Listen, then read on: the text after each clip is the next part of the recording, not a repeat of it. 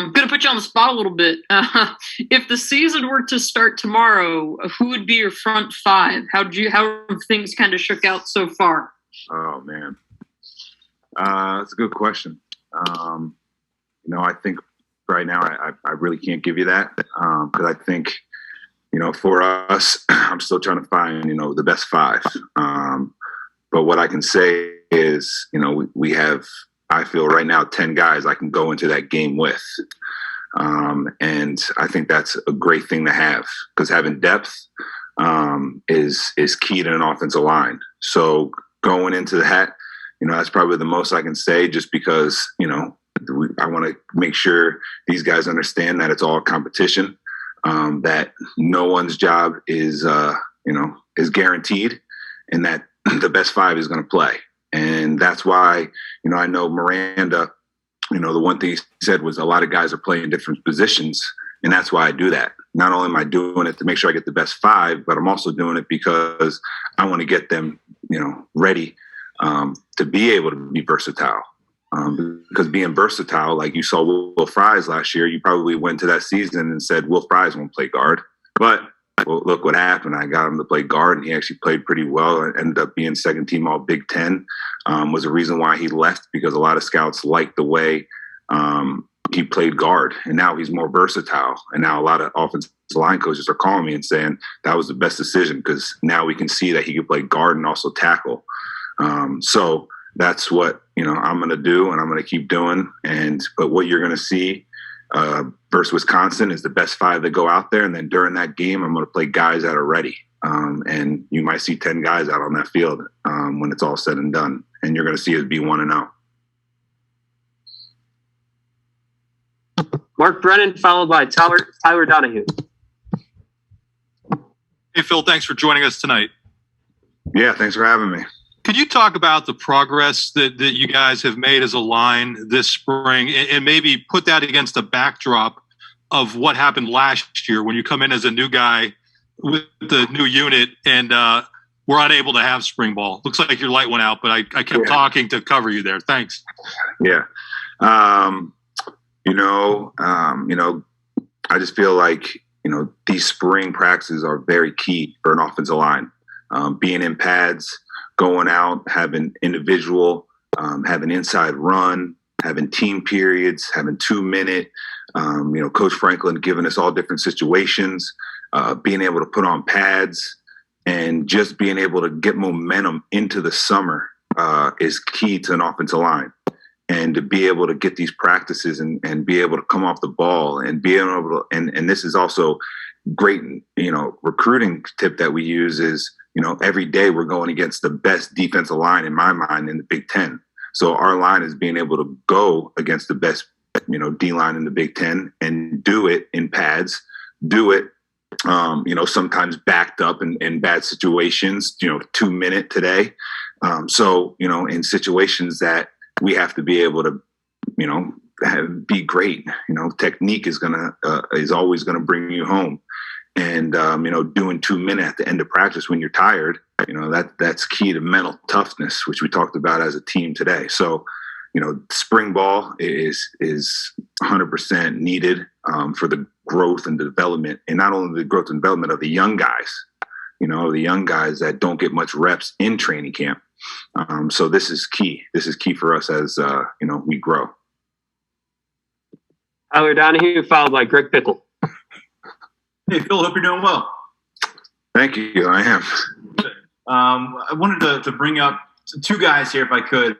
Rasheed Walker being one. He's the guy that Franklin has really raved about when we got the opportunity to say. It seems like his best, most complete performance on the practice field. And then Juice Scruggs, a guy who really came on late last year. We haven't had a chance to really ask you about him since he got that playing time. Yeah, I'll start with the Rasheed. Rasheed's doing a heck of a job. He came back with the mindset that he wants to be a first rounder and he wants to lead his team to a national championship, a Big Ten championship. He wants to be all Big Ten. So he has goals, which I know you guys, and he said to you guys, and every day, it's my job as a coach to make sure that he's on track to do that. And, he's come out every spring practice and went out there and tried to work on something. And he tried to make sure that, he works on the no talent things, his effort, his technique, his fundamentals, because he wants you guys to watch him and say, he's a consistent left tackle that can play a long time in the NFL. And that's his goal. And that's what he's striving to do every day. And it's my job as a coach to show him that way. And, he's coachable, which is great. He takes coaching, and me and him have a great relationship. And, he's an awesome kid that's, growing and getting better every day. Juice, I love Juice because of what he went through. I wasn't here when that happened, with the accident, but he's come out every day. And, I use him as an example because, he could easily have, football could have been taken away from him. And he saw that. And now every day he works to make sure he capitalizes opportunity to play the game that he loves.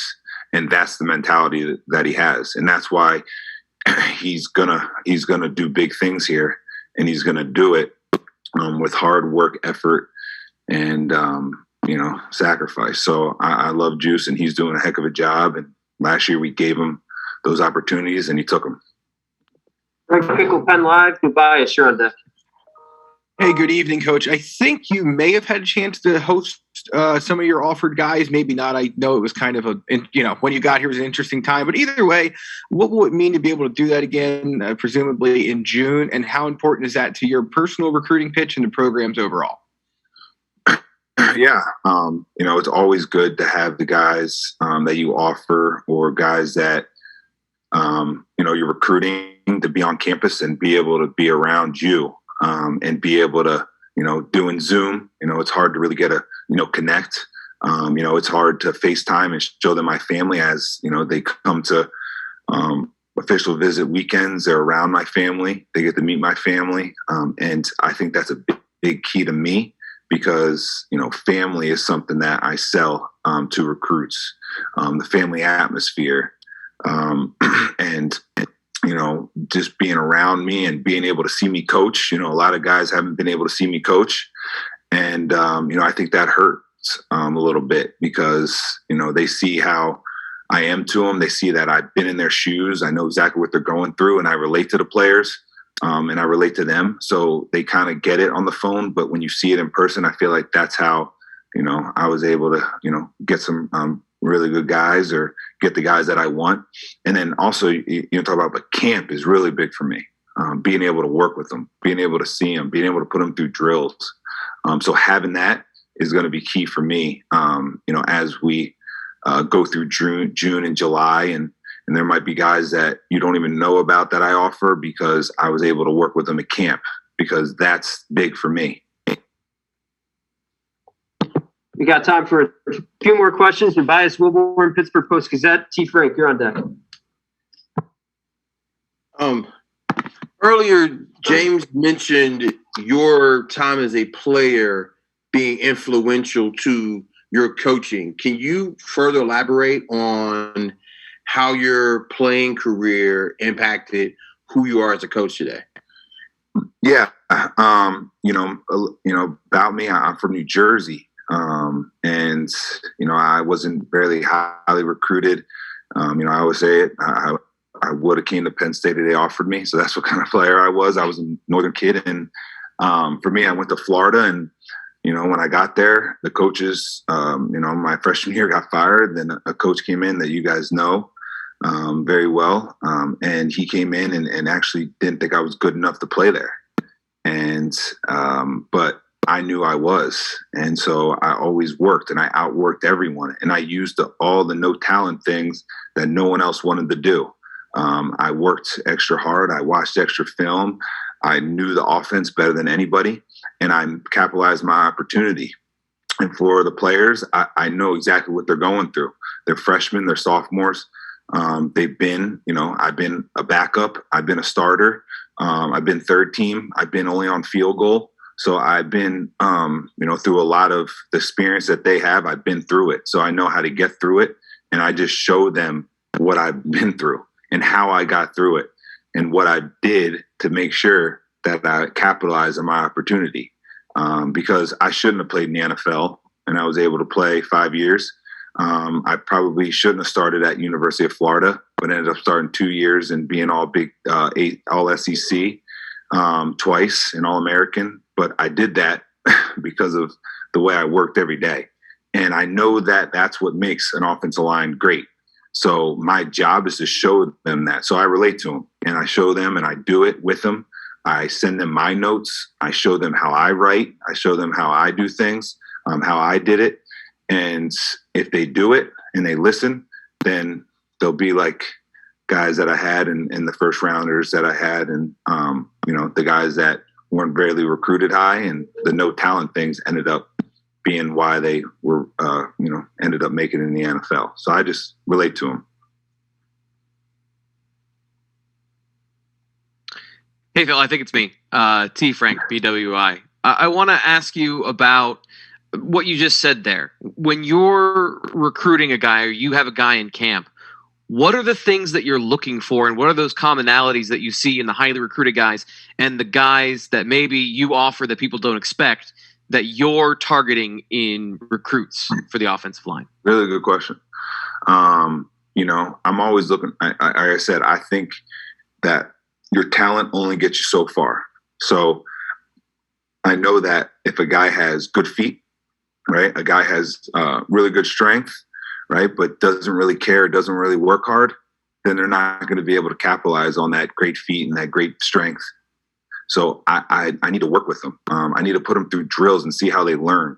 See if they take coaching. If I tell them a certain thing that I do they try to do it, or they try to do their own thing? Do they get better as the camp goes on? Because if I know that, then I know they're able to adapt, and they're able to be coached, and they're coachable. Because offensive line, like I kind of relate it to a golf game. There's so many different parts of it. Right? There's your putting, your short game, your drive, your long irons are all different parts, right? Well, the same thing as an offensive lineman. There's your pass sets, your hand placement, your punch, your feet, your assignment, your alignment, your aiming points. All that takes a lot of work. And I didn't say right there that you had to run a 4.8 40 and bench 225 30 times, right? You just have to do your job and do it at a high level. And the only way to do that is by doing those little things, and to be able to take coaching, be able to want to be great, because, that's what I look for. And I'll take an undersized guy that, wants to be great, that understands what it takes to gain weight, and, has that mindset to do that. And if he does, then he ends up playing for us, and he ends up getting on the field and doing everything that we ask him to. Last question, Joe Giuliano, Philadelphia Inquirer. Well, good evening, Phil. Thanks for your time this evening. Wanted to ask you about one of your linemen, Des Holmes. Wondered how you would characterize his progress during the spring, and does his versatility, help with his, playing time? Yeah. He's a versatile guy. He's able to play guard and tackle. And, that's something that's definitely helpful, just because you can move him anywhere, both sides. And, like I said, you're always able to, rotate guys if something does happen, or, he's, someone else is struggling in the game or whatever. You can always move guys around to make sure that you're always playing your best five. So, he's doing a good job, and he's going to continue to work every day and just keep getting better.